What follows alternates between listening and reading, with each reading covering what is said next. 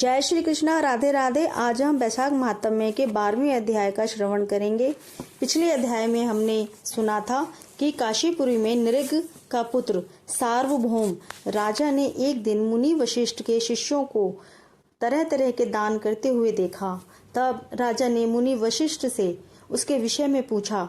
तब मुनि वशिष्ठ ने सब वर्णन कह सुनाया और राजा से कहा, तुम भी अपने राज्य में सभी को वैशाख धर्मों को करने का आदेश दो। वैशाख धर्म के सत्कर्मों के प्रभाव से प्रजा मरने के बाद सीधा विष्णु लोक को जाते थे और यमलोक नहीं जाते थे, जिससे चित्रगुप्त को लिखने के लिए कुछ काम न रहा।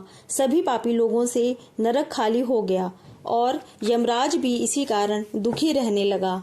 अब आगे की कथा इस प्रकार से है। यम बोला, हे शंभो ब्राह्मण, मेरी बात सुनो। मेरा लोप हो गया। मैं मरने से भी अपने पद के खंडन को अधिक मानता हूँ। हे कमलासन, अपने स्वामी के यहाँ रहकर उसके नियुक्त किए गए कार्य को जो नहीं करता है वह घुन बनता है। जो बिना कार्य खाता है त्रियक योनि में जा 300 कल्प तक नरक भोगता है। जो निष्प्रह होकर अपने स्वामी का काम पूरा नहीं करता है वह घोर नरक भोग कर कौआ की योनि पाता है। जो अपने कार्य में तत्पर रहकर स्वामी के कार्य को बिगाड़ देता है वह 300 कल्प तक चूहे की योनि पाता है। जो कार्य करने की सामर्थ्य होने पर भी घर रह जाता है वह बिल्ली की योनि पाता है। सो हे देव, मैं आपकी आज्ञा अनुसार प्रजा के धर्मों का साधन करता हूँ और उनके कर्म अनुसार पुण्य और पाप कर्म को धर्म शास्त्र के जानने वाले मुनियों द्वारा भली भांति विचार कर कल्प के आदि वर्तमान में जो यातना होती है वो मैं देता हूँ। हे प्रभु, अब मैं आपके नियोग को करने में समर्थ नहीं हूँ, क्योंकि कीर्तिमान राजा ने पृथ्वी से आपका नियोग उखाड़ दिया है।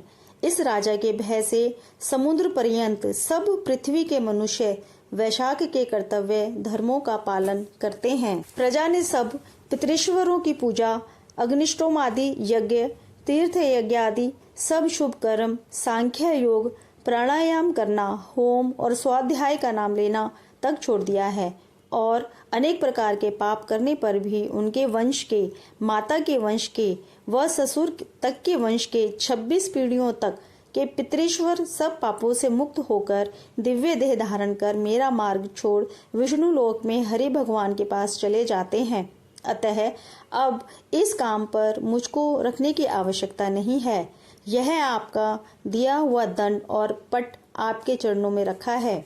हे ब्राह्मण, जो अनेकों तीर्थ स्नान से, दान, तप, व्रत करने से, अनेक प्रकार के धर्माचरण करने से, प्रयास में पतन होने, रण में मरने से, यज्ञ आदि करने से देवगति नहीं मिलती है, जो मेष की संक्रांति में प्रातः काल स्नान कर भगवान का पूजन कर कथा श्रवण करें और वैशाख महात्म्य सुने और यथोचित वैष्णवीय धर्मों का संपादन करें, तो वह विष्णु लोक का अधिपति हो जाता है। राजा की आज्ञा से वैशाख के कर्मों को कर सभी मनुष्य वैकुंठ को चले जाते हैं। यह राजा मेरा तथा आपका परम शत्रु है। हे जगतपते, इस राजा का निग्रह करना उचित है। यदि हम उसकी उपेक्षा कर देंगे तो केवल विष्णु भगवान के चरणों का आश्रय लेकर वह राजा इस संपूर्ण लोक को वैकुंठ में ले जाएगा। इससे संदेह नहीं। इस कीर्तिमान राजा ने मेरी लिपि दूर कर दी है, ऐसा किसी क्षत्रिय ने आज तक नहीं किया। हे प्रभु, पटमार्जन की बात तो पुराणों में भी नहीं सुनी। उस राजा के सिवाय भगवान में तत्पर ऐसा राजा कोई नहीं हुआ जिसने पटमार्जन की घोषणा कर दी हो और यमलोक में आने का मार्ग रोक दिया हो।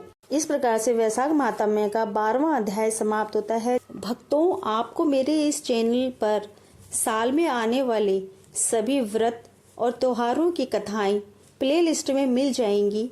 उन कथाओं का श्रवण अवश्य करिएगा और कमेंट करके ज़रूर बताइएगा कि आपको हमारा प्रयास कैसा लगा। आपसे निवेदन भी है कि मेरे इस चैनल को लाइक, शेयर, सब्सक्राइब ज़रूर करिएगा। जय श्री कृष्णा, राधे राधे।